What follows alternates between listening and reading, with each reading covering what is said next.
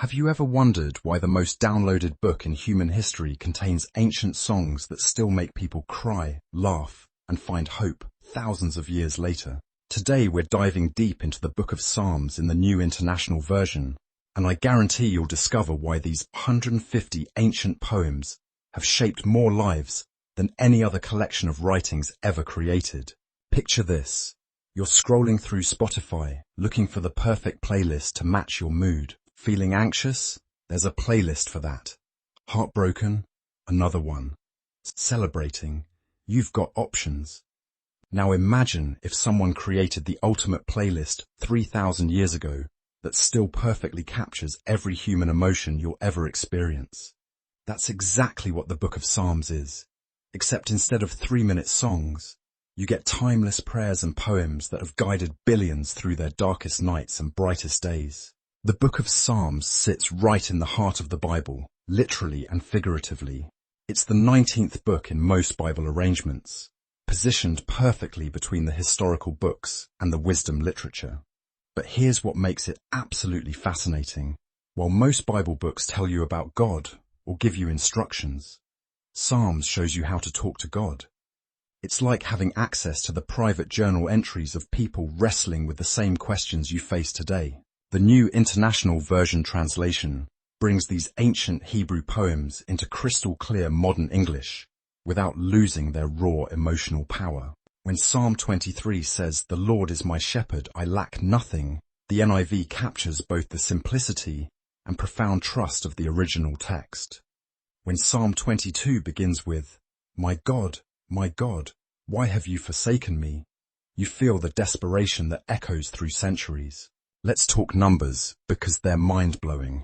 150 individual psalms, traditionally divided into 5 books, possibly mirroring the 5 books of Moses.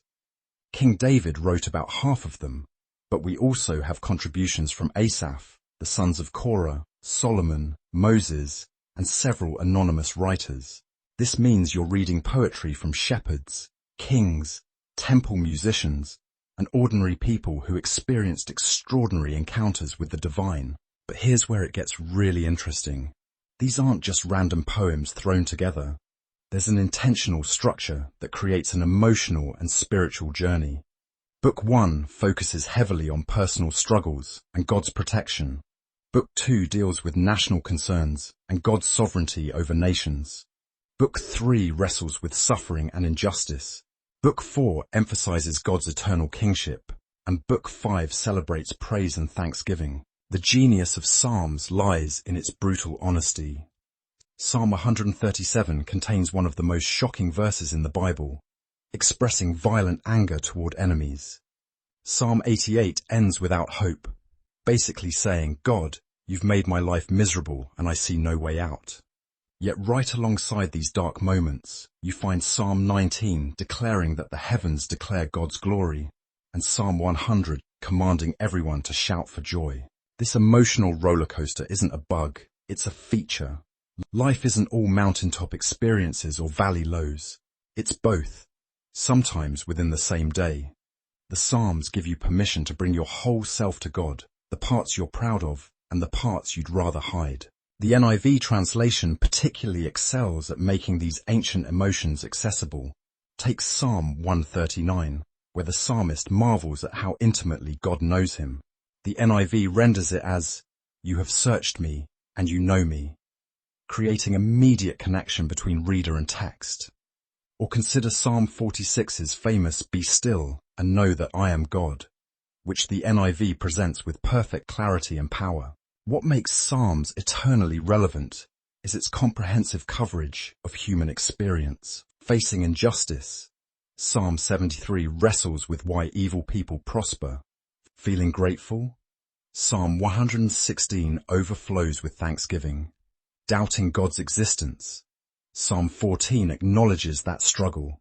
Celebrating victory, Psalm 98 calls for cosmic celebration. The practical applications are endless. Many people use Psalms as their prayer book, finding words when their own fail them. Others read them for comfort during difficult seasons.